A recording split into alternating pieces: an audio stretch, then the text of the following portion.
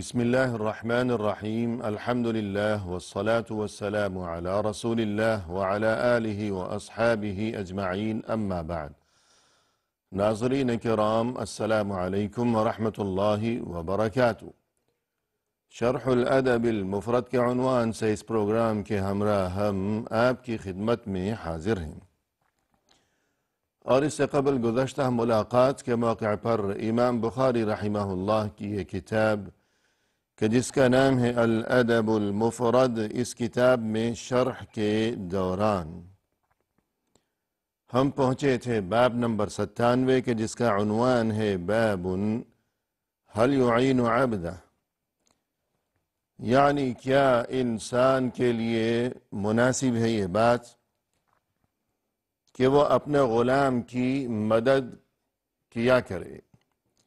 یعنی انسان کا غلام ہے یا خادم ہے، وہ جو خدمت انجام دیا کرتا ہے،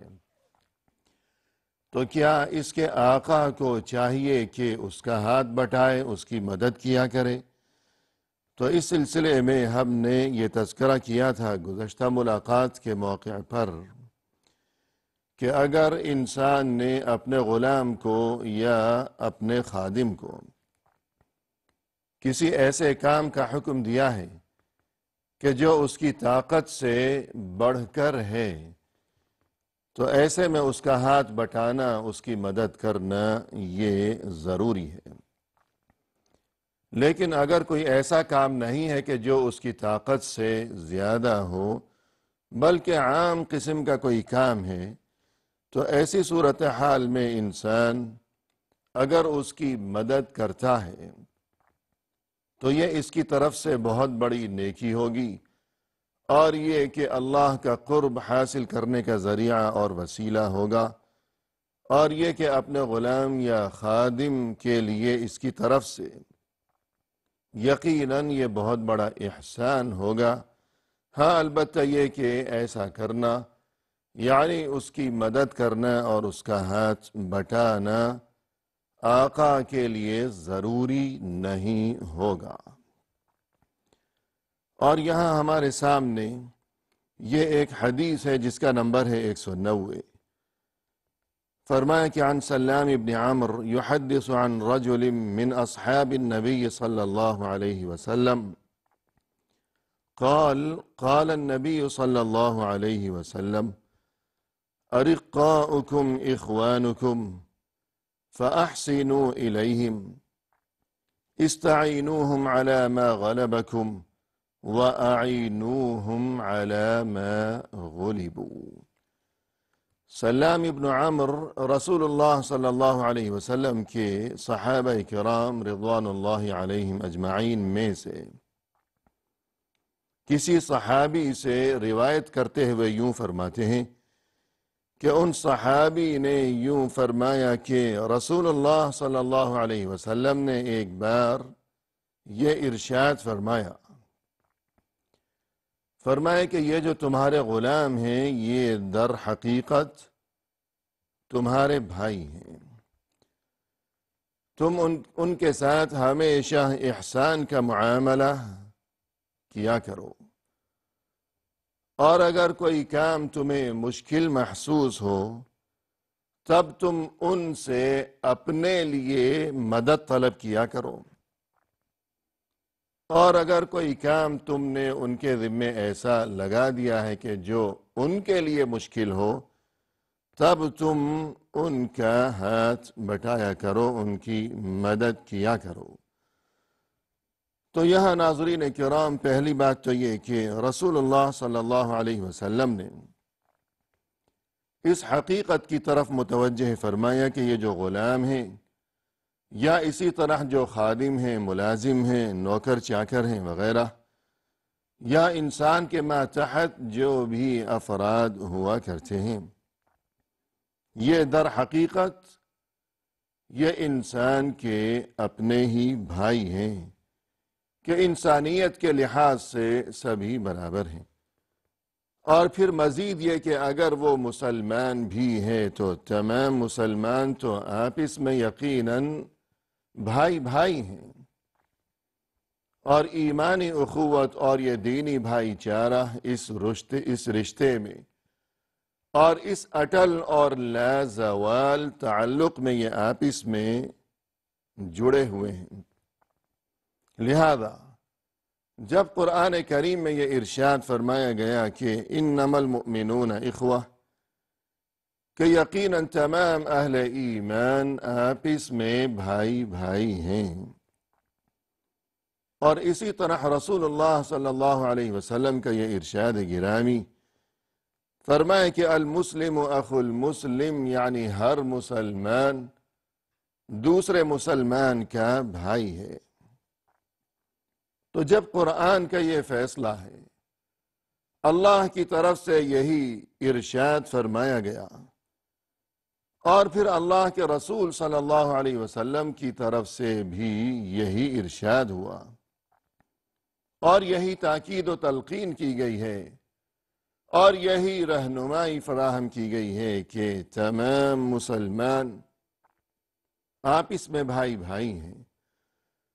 تو اس موقع پر نہ تو قرآن میں اور نہ ہی رسول اللہ صلی اللہ علیہ وسلم کے اس ارشاد گرامی میں کوئی ایسی بات تو ہمیں نظر نہیں آتی کہ آپ صلی اللہ علیہ وسلم نے یوں فرمایا ہو کہ مسلمانوں میں سے جو آزاد ہیں وہ آپس میں بھائی بھائی ہیں، اور جو غلام ہیں یا خادم ہیں، نوکر چاکر ہیں، تو ان کا معاملہ الگ ہے کہ ان کا اس ایمانی اخوت سے کوئی تعلق نہیں ہے۔ تو ایسی بات ہمیں نظر نہیں آتی، لہذا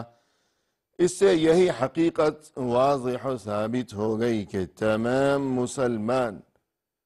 اور تمام اہل ایمان وہ آپس میں یقیناً بھائی بھائی ہیں، اور اس چیز سے کوئی تعلق نہیں ہے کہ کون امیر ہے اور کون فقیر ہے، اور کون سیاہ ہے اور کون سفید ہے، اور یہ کہ کس کی شکل کیسی ہے، اور یہ کہ معاشرے میں کس کا کیا مقام و مرتبہ ہے، اور اسی طرح یہ کہ خادم کون ہے اور مخدوم کون ہے، آقا کون ہے اور غلام کون ہے۔ ان چیزوں کی دین اسلام میں کوئی حقیقت نہیں ہے،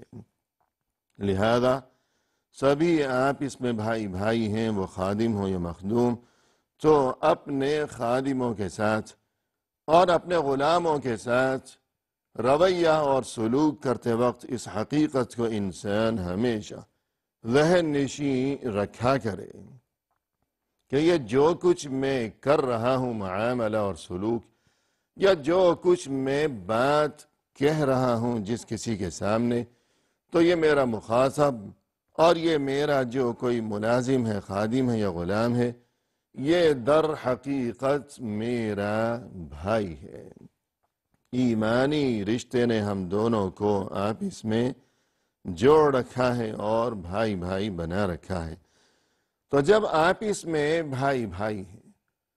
اور دینی اخوت کے اس لازوال رشتے میں منسلک ہیں، تو پھر اس چیز کا تقاضا یہی ہوگا یقیناً کہ جس کی طرف رسول اللہ صلی اللہ علیہ وسلم نے ہمیں متوجہ فرمایا کہ فَأَحْسِنُوا إِلَيْهِمْ، تم ہمیشہ ان کے ساتھ اچھا سلوک ہی کیا کرو کہ بھائی ہیں تمہارے۔ تو پھر اس چیز کا تقاضا یہی ہے کہ تم ان کے ساتھ بد سلوکی سے باز رہو اور اچھا سلوک کیا کرو۔ تو یہ جو اچھا سلوک ہے اور یہ احسان کی بات ہے کہ فَأَحْسِنُوا إِلَيْهِمْ، احسان کا حکم دیا گیا، یعنی حسن سلوک کا۔ تو حسن سلوک میں بہت کچھ شامل ہے، اور حسن سلوک میں یقیناً یہ چیز بھی شامل ہے کہ جس کی طرف اسی حدیث میں رسول اللہ صلی اللہ علیہ وسلم نے ارشاد فرمایا، جس کے بارے میں، اور یہی وجہ ہے کہ پھر اس حدیث کو امام بخاری رحمہ اللہ نے یہاں اس باب کے تحت درج فرمایا ہے کہ باب کا عنوان ہے کہ هل يعین عبدہ،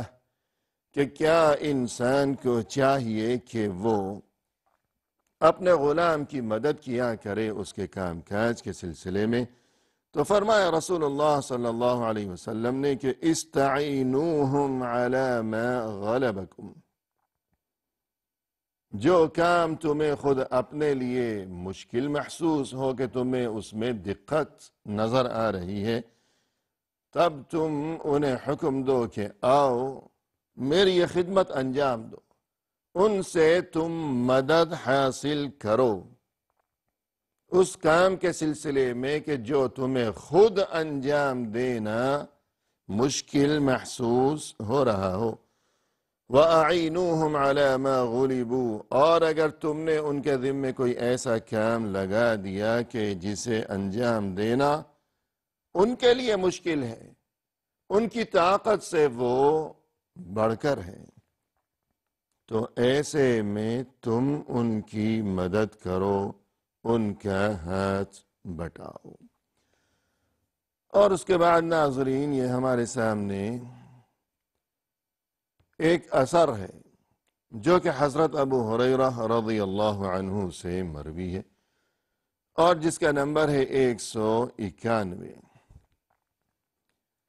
فرمایا کہ عن ابی ہریرہ رضی اللہ عنہ انہ قال اعین العامل من عمله فإن عامل اللہ لا يخیب یعنی الخادم۔ فرمایا کہ جو کوئی عامل ہے یعنی خادم ہے یا غلام ہے یا مزدور ہے کہ کام کاج انجام دینے والا انسان، خدمت گزار قسم کا انسان،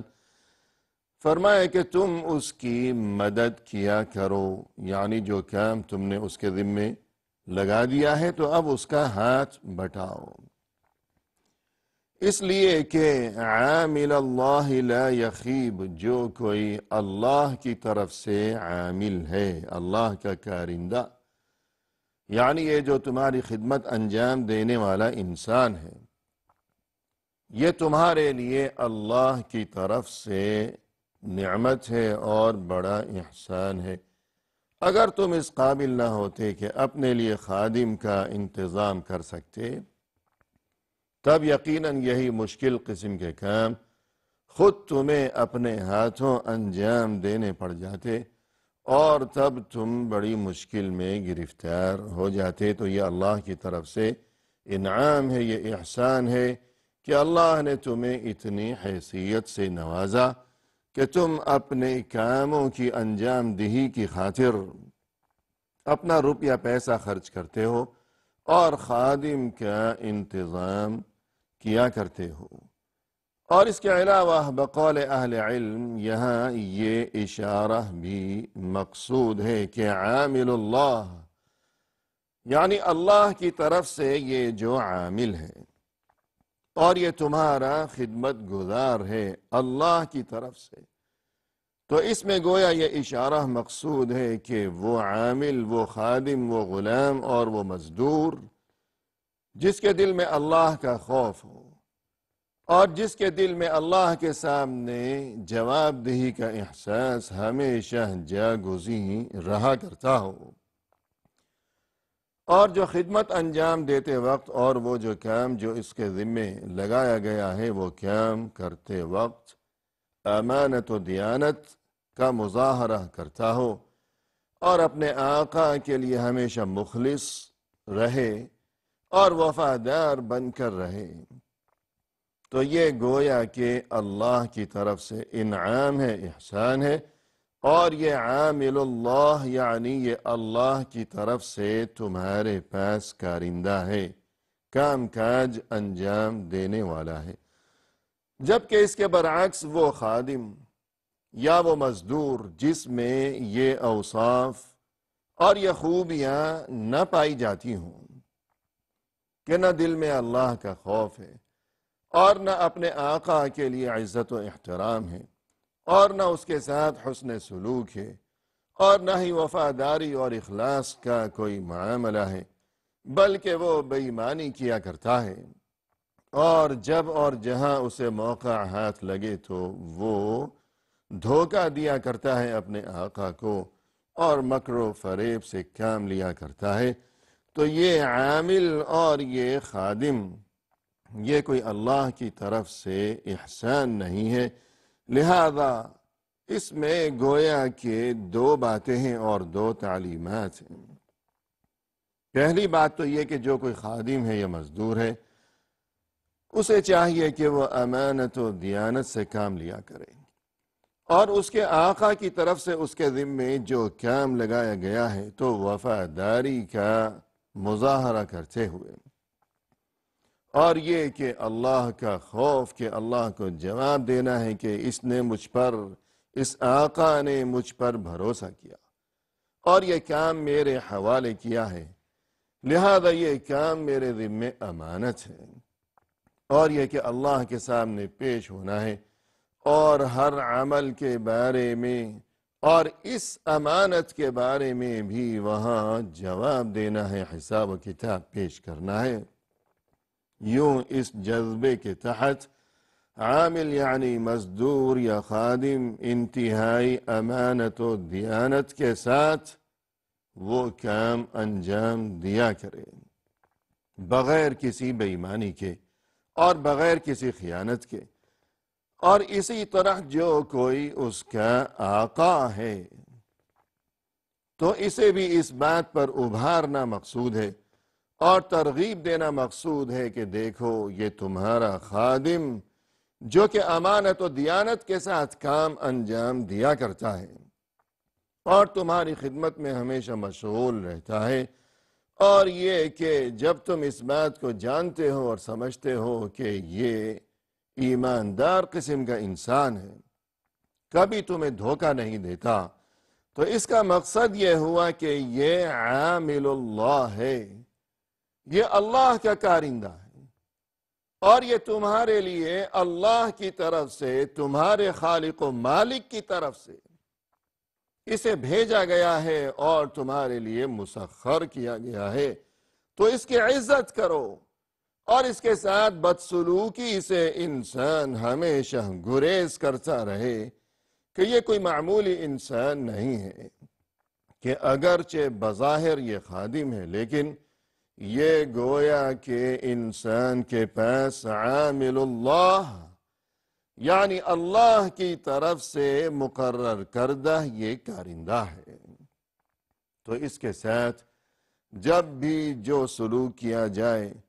تو اس حقیقت کے مطابق اور اس بات کو ذہن نشین رکھتے ہوئے سلوک کیا جائے کہ یہ اللہ کی طرف سے میرے لیے بہت بڑا انعام ہے اور اللہ کی طرف سے یہ میرے پاس امانت ہے، اور امانت کے بارے میں اللہ کو جواب دینا ہے ضرور۔ اسی کے ساتھ ناظرین کرام، آج کی اس ملاقات میں ہم آپ سے اجازت کے طلبگار ہیں۔ فی امان اللہ، وآخر دعوانا ان الحمد للہ رب العالمین۔